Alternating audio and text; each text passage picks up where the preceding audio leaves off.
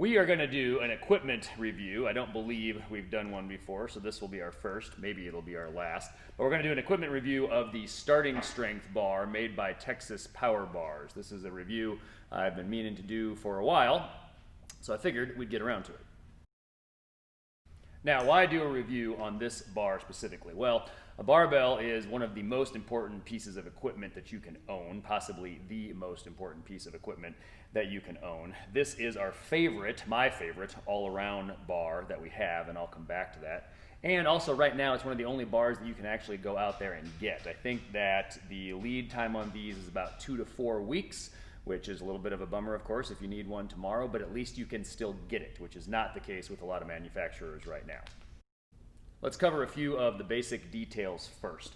This is a bare steel bar. It is 28.5 millimeters, 28.5 millimeters in diameter, and you can see here it's got a center knurl, which is great for squatting. And it's also got the dual score marks, the dual knurl marks here. The middle ones are the power rings. These are 81 centimeters apart or 32 inches. And then it's got the weightlifting rings that are 91 centimeters or about 36 inches apart.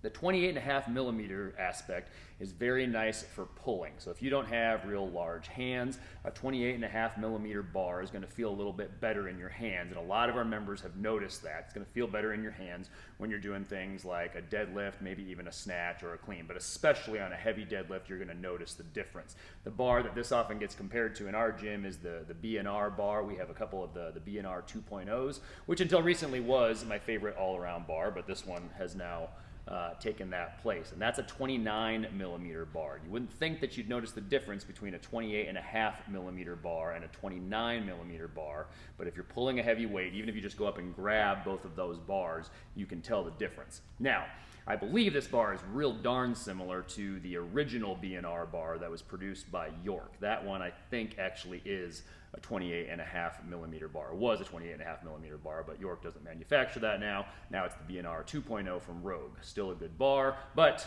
this one has first place for me. The knurl itself is, I would kind of describe this as a moderate knurl. It's also bare steel, so if you take into the fact that it's a moderate knurl plus the fact that it's bare steel, that means it's real grippy. It takes chalk real well, and you've got real nice friction. So that combined with the 28.5 millimeter bar makes for a bar that's real easy to hang on to. So if I'm referring to this as my favorite all-around bar, let's talk about what I'm comparing it to. We have at this gym, among some other barbells, we've got 5 Rogue Ohio Power Bars.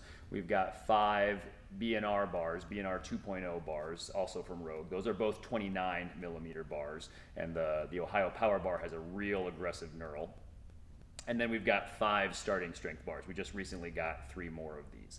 So this is my favorite all-around bar because it's the one that does all of the lifts that we do in the gym the best on average. So, you know, it's got, because it's 28.5 millimeters, it's got a moderate knurl. It's just fine for heavy deadlifts, heavy squats, presses, benches. It's got bushing bearings, and they rotate extremely well. We've actually got one of these that's currently dedicated to Olympic lifting only, so it never sits in the rack, so we don't bung up the knurl out here. And it rotates, you know, plenty well.